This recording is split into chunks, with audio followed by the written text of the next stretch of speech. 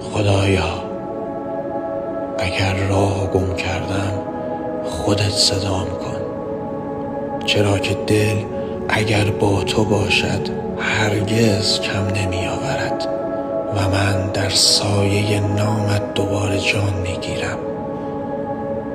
خدایا ببخش هر گناهی را که بین من و رحمتت دیوار شد و لغزشی را که مرا از تموم خیرهایی که برایم خواسته بودی دور ساخت.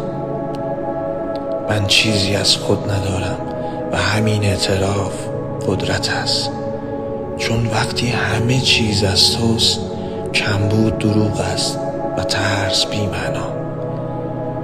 تو راه گشایی و تو میرسانی ای معبود همیشگی من. تنها تو را میپرستم و تنها از تو یاری می